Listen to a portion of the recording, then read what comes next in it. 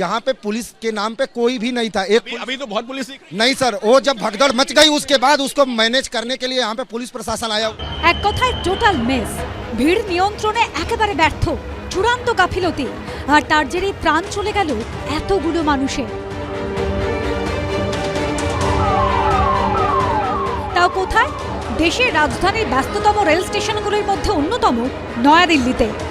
কুম্ভ মেলা নিয়ে কিন্তু সরকার তরফ থেকে যথেষ্টমূলক কিন্তু প্রচার চালানো হয়েছে। কুম্ভতে গিয়ে স্নান করার একটা মানুষও কিন্তু একটা প্রবণতা ডেভেলপ করেছে। সেই দিকে দৃষ্টি নিয়ে কিন্তু রেলের তরফ থেকে অনেক বাড়তি ট্রেন দেওয়া হয়েছে। সেগুলোর তুলনায় যাত্রীর সংখ্যা যে আরও বেশি হবে সেটা কিন্তু স্পেকুলেশনের ব্যাপার, যেটা রেলের স্পেকুলেট করা উচিত ছিল এবং সেই অনুযায়ী ব্যবস্থা নেওয়া করা উচিত ছিল। স্টেশন সহ রেলে ভিড়ের চাপে ঘটে যাওয়া একাধিক ঘটনায় অতীতে তদন্ত করেছে কেন্দ্রের অসামরিক বিমান পরিবহন মন্ত্রকের অধীনস্থ কমিশনার অফ রেলওয়ে সেফটি বা সিআরএস। সেই সময় তদন্তে যা উঠে এসেছে তার ভিত্তিতে তৈরি করা হয়েছে কিছু স্ট্যান্ডার্ড অপারেটিং প্রসিডিওর বা এসওপি, যার মধ্যে রয়েছে বিশেষ বিশেষ ক্ষেত্রে সাধারণ ট্রেন বা স্পেশাল ট্রেনের ক্ষেত্রে ন্যূনতম 8 ঘন্টা আগে রেক প্ল্যাটফর্মে দেওয়া। জেনারেল কোচ, স্লিপার, এসি কোচের অবস্থান কিরকম সেটা বোর্ডে ডিসপ্লে করা।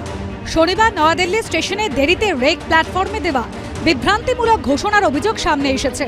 P4 insulated water tanks, kitchen and bath fittings, বিশুদ্ধ জল, সুস্থ জীবন, P4 আজীবন। এসওপিতে বলা হয়েছে শেষ মুহূর্তে ট্রেনের প্ল্যাটফর্ম বদল করা এক প্রকার অপরাধ। একেবারে বাধ্য না হলে সেটা করা উচিত নয়, কিন্তু শনিবার সেই ঘটনাই ঘটে নিউ দিল্লি স্টেশনে। 3 पे थे, अनाउंस किया गया 14 पे जाएगी, किसी ने कहा कि 12 पे थे, अनाउंस किया गया 16 पे जाएगी। প্ল্যাটফর্ম চেঞ্জটা কিন্তু মারাত্মক মারাত্মক মারাত্মক একটা অপরাধমূলক কাজ আমরা ধরে থাকি। মানে একান্ত বাধ্য না হলে এবং শারীরিক সব রকম ব্যবস্থা না নিয়ে প্ল্যাটফর্ম চেঞ্জ কিন্তু করা যায় না।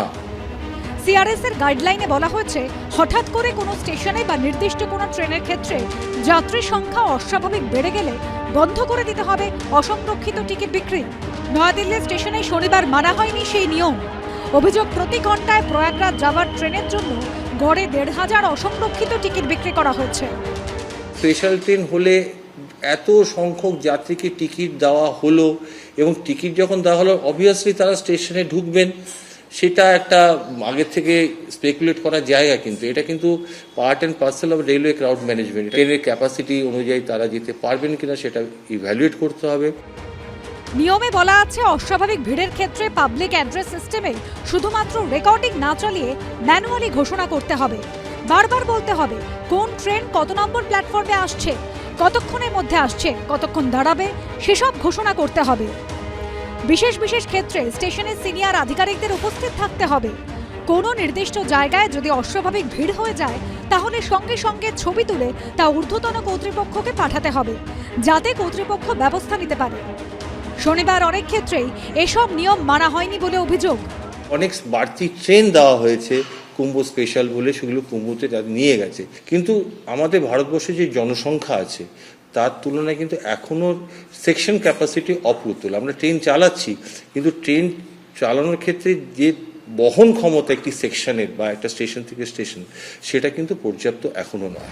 ভিড়ের মধ্যে কেউ অসুস্থ হয়ে পড়লে তার জন্য মেডিকেল টিম তৈরি রাখার নির্দেশ রয়েছে। প্ল্যাটফর্মে যাত্রীদের আগাম লাইন করা এবং বিভিন্ন কামরার সামনে রক্ষী মোতায়েন করার কথাও বলা হয়েছে।